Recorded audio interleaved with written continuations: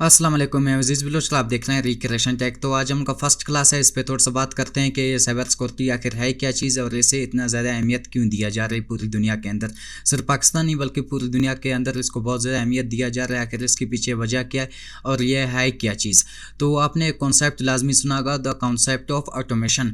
मिसाल जो काम आप रिपीटली बार बार जिन कामों को आप दोहराते हो उनको अब ऑटोमेट कर दिया जाएगा। मिसाल के जब आप घर वापस आते हो दफ्तर से या बाहर से, जैसे आप घर में दाखिल होते हो तो सबसे पहले आप लाइट ऑन करते हो या टीवी ऑन करते हो, इन सारे कामों को अब ऑटोमेट कर दिया जाएगा। इन चीज़ों को ऑटोमेट करने के बाद होगा ये कि जो हम लोग की ह्यूमन लेबर है इनकी ज़रूरत ख़त्म हो जाएगी। मिसाल अभी 3D प्रिंटिंग मशीन के बारे में भी आप लोगों ने सुना होगा, जो कि फ़िलहाल तो आम नहीं है लेकिन हो सकता है आने वाले सालों में वो आम हो जाए।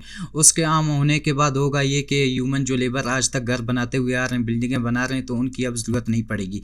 जब सारे काम ऑटोमेट कर दिए जाएंगे तो होगा ये कि मिसल जब सब कुछ आप अपना इंटरनेट या मिसल AI जो टेक्नोलॉजी है उसके ऊपर आप डाल दोगे। अभी AI का ज़माना है, वो भी आप लोग देख रहे हैं। जब सब कुछ आपकी टेक्नोलॉजी के हाथ में चला जाएगा तो अगर कोई इंटेलिजेंट बंदा या इन चीज़ों को समझने के लिए कोई इंसान कोशिश करता है तो एक मशीन होता है जो इंटरनेट के साथ कनेक्ट है, तो उसको अब्यूज़ किया जा सकता है, उसे हैक किया जा सकता है या उससे कोई गलत काम कराया जा सकता है। जब ये सब कुछ मशीन के हाथ में चला जाएगा तो मशीन को अब्यूज़ किया जा सकता है, उसे ट्रिक किया जा सकता है, उसे हैक किया जा सकता है। एक और मैं कॉन्सेप्ट आप लोगों को बताता चलूँ, IoT इंटरनेट ऑफ थिंग, इनका प्रोजेक्ट यही है कि जो कुछ आपके घर में है, जो बाहर है, जो दुनिया में, वो सब कुछ इंटरनेट के साथ कनेक्ट हो जाए।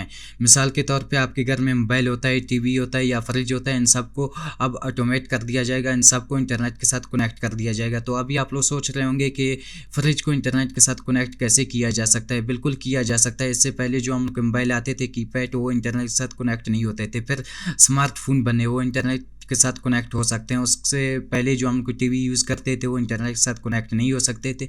अभी स्मार्ट टीवी आ चुके हैं जो इंटरनेट के साथ कनेक्ट हो सकते हैं। इसी तरह फ्यूचर में आने वाले वक्तों में फ्रिज भी आपका इंटरनेट के साथ कनेक्ट हो जाएगा। फ्रिज को रिप्लेस कर दिया जाएगा, स्मार्ट फ्रिज आ जाएंगे, स्मार्ट घर बनेंगे या उसके बाद स्मार्ट सिटी बनेंगे, उसके बाद स्मार्ट वर्ल्ड बनेगा और स्मार्ट कंट्री, ये चीज़ें बनता हुआ जाएगा। तो अब थोड़ा बहुत बात करेंगे इसके फ़ायदे और नुकसान के बारे में। सबसे पहले फ़ायदे के ऊपर बात करते हैं। फ़ायदा इससे यही होगा कि आपके फ़ोन में एक ऐप डलेगा जिससे आप अपने पूरे घर को कंट्रोल कर सकते हैं। आप उससे मिसाल जो CCTV अभी लगे हुए हैं उनसे आप कहीं पे भी अपना घर देख सकते हैं कि कहाँ पे वहाँ पे क्या हो रहा है, क्या नहीं हो रहा है, मेरा घर सेफ़ है या सेफ़ नहीं है। तो कल तक जो आप ज़हमत कर रहे थे कि घर के जो डोर हैं वो आप अपने हाथ से लॉक करते थे या लाइट ऑन ऑफ करते, तो सब कुछ ऑटोमेट कर दिया जाएगा। आपके मोबाइल के अंदर एक ऐप आएगा जिससे आप अपने पूरे घर को कंट्रोल कर सकते हैं। आप लाइट उससे ऑन ऑफ कर सकते हैं। जैसे कि कल तक आपने कोई बिल भरना होता था या मिसाल बैंक से पैसे निकालने होते थे तो घंटों के घंटे आपने लाइनों में खड़ा होकर वहाँ पे स्पेंड करना पड़ता था, उसके बाद आपका नंबर आ जाता था। लेकिन अभी आप घर में बैठ के ऑनलाइन ये सब कुछ कर सकते हैं। आप अपने बैंक से पैसे निकाल सकते हैं, ATM के थ्रू आप अपने ऑनलाइन बिल जमा कर सकते हैं। तो ये सब कुछ अब इसी तरह ऑटोमेट कर दिए जाएंगे। इसके बहुत ही ज़्यादा फ़ायदे हैं और जिस चीज़ के फ़ायदे ज़्यादा होते हैं उसके नुकसान भी उतनी ही ज़्यादा होते हैं। तो अभी थोड़ा बहुत बात कर लेंगे इसके नुकसान क्या हैं।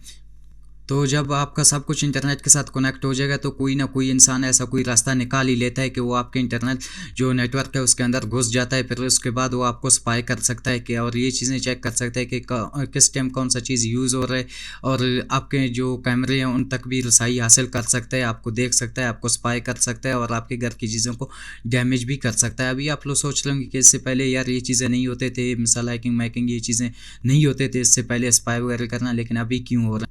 तो ज़ाहिर-सी बात है इससे पहले जो आप फ़ोन वगैरह यूज़ करते थे वो इंटरनेट से कनेक्ट नहीं हो सकते थे, लेकिन अभी जब सब कुछ आपका इंटरनेट से कनेक्ट हो सकता है तो ये बिल्कुल क्लियर ही बात है, ज़ाहिर-सी बात है कि उसे हैक किया जा सकता है या आपका जो डेटा है या प्राइवेसी उसे लीक किया जा सकता है। तो ये चीज़ें होता है जब मिसाल कोई आप सिंपल सा चीज़ यूज़ करते हैं उसमें इतना ख़तरा नहीं होता है, जब चीज़ें स्मार्ट बनते हैं तभी वो ख़तरा अपने साथ लेके आते हैं। तो एक सादा सा बैंक का मिसाल लेते हैं कि कल तक हमें लाइनों में खड़ा होना पड़ता था बिल वगैरह जमा करने के लिए, लेकिन अभी घर बैठ के एक ऐप के थ्रू हम ये सारे काम कर सकते हैं। और जो 2023 के रिपोर्ट के मुताबिक जो है पाकिस्तान के अंदर 10 बैंकों को हैक किया जा चुका है और उनके डेटा ब्रीचेस की खबरें आ रही हैं। जो 10 बैंक थे 2023 के अंदर, उनका मैं नाम नहीं लूँगा, और उसके साथ साथ जो 8000 अकाउंट होल्डर थे उनको भी नुकसान काफ़ी हद तक पहुँचा है इन्हीं हैकरों की वजह से। तो जब सब कुछ आप पब्लिकली इंटरनेट पर डाल दोगे, जब सब कुछ आपका इंटरनेट पर डिपेंड करेगा और आप सिक्योरिटी का खास ख्याल नहीं रखोगे तो ये चीज़ें लाजमी आपके साथ हो जाएगा, फिर आपको नुकसान उठाना पड़ता है। इसलिए साइबर सिक्योरिटी हद से ज़्यादा लाजमी है। अपने कंपनी या अपने कोई मिसाल आपका डेटा है वगैरह जो इंपॉर्टेंट चीज़ें उनके लिए साइबर सिक्योरिटी का होना लाजमी है, ताकि वो फिर टेस्ट करके इन चीज़ों से खामियां निकालता है कि कहाँ से मिसाल आपके सिस्टम में या सर्वर में खामी है, वो कहाँ से ये चीज़ हैक हो सकता है। तो हरगिज़ इसका ये मतलब नहीं निकलता है कि आप टेक्नोलॉजी का यूज़ करना बंद कर दो या ऐसे कम से कम यूज़ करो। इसका मतलब यही निकलता है कि आप अगर किसी चीज़ से बेनिफिट्स हासिल कर रहे हो तो उस पे आपको खर्च भी करना पड़ेगा। मिसाल के तौर पे अभी हमारे पाकिस्तानी भाई भाई हैं जो पासवर्ड कुछ न कुछ भी लिख लेते हैं, अपना नाम लिख लेते हैं या नंबर लिख लेते हैं। जब ये लोग साइबर अटैक्स का निशाना बनते हैं तभी मैसेज करने लगते हैं कि भाई मेरे पैसे चले गए या अकाउंट चला गया, ये मुझे वापस रिकवर करके दे दो। फिर सारा जो ज़ोर है वो इसी बात पे लगता है कि इसके पीछे ये किसने किया, ये कहाँ से हुआ, इस चीज़ को ढूंढने में सारा जोर लग जाता है। लेकिन उससे पहले सिक्योरिटी का खास ख्याल नहीं रखा जाता है, इन चीज़ों को अंडर एस्टिमेट कर दिया जाता है। आजकल जो साइबर सिक्योरिटी है इसका डिमांड हद से ज़्यादा है और अगर आप किसी चीज़ से फ़ायदा या बेनिफिट्स हासिल कर रहे हैं तो उस पर आपको खर्च भी करना पड़ेगा।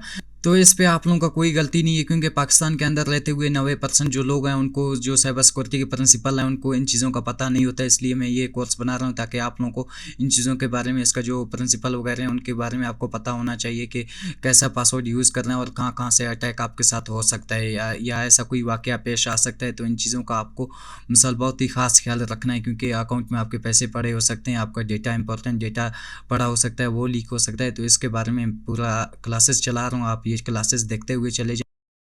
तो अब थोड़ा बहुत बात कर लेते हैं कि बिज़नेस इन चीज़ों से कितने ज़्यादा इम्पैक्ट होते हैं। ज़ाहिर सी बात है, आप कोई कंपनी चला रहे हैं या कोई बिज़नेस चला रहे हैं, आप हर वक्त आईटी का मोहताज हो जाते हैं, आप इंटरनेट का मोहताज हैं, क्योंकि आपने जो आपके अकाउंट होल्डर्स होते हैं, जो एम्प्लॉयज़ होते हैं, जो आपका क्लाउड स्टोरेज होता है, वो सब कुछ आपने इंटरनेट पर रखना होता है। और इस वक्त आप हर तरह के मिसल साइबर अटैक का आपके ऊपर ख़तरा होता है और साइबर अटैक की वजह से बड़े से बड़े कंपनियाँ गिर जाते हैं, ख़त्म हो जाते हैं, उनका रेवेन्यू गिर जाता है, उनका प्रोडक्टिव गिर जाता है और लोगों के नज़रों में उनका जो ट्रस्ट होता है वो ख़त्म हो जाता है। तो आप हर वक्त जो है आईटी का मोहताज हैं। आईटी, ये साइबर सिक्योरिटी को आप आईटी का छोटा सा मसला ना समझे, ये बहुत ही बड़ा मसला है। और आईटी की वजह से दूसरी कंपनियां जो हैं वो आपको बीट भी कर सकते हैं, आपकी कंपनी को बीट भी कर सकते हैं, क्योंकि अगर उनका आईटी सिस्टम या वो चीज़ें उनका स्ट्रांग है और आपके वीक हैं, तो अगर आप पे कोई भी अटैक हो जाता है तो उसके बाद अगर वो पब्लिकली सबको पता चल जाता है, आपके ऊपर एक ठप्पा लग जाता है हमेशा हमेशा के लिए।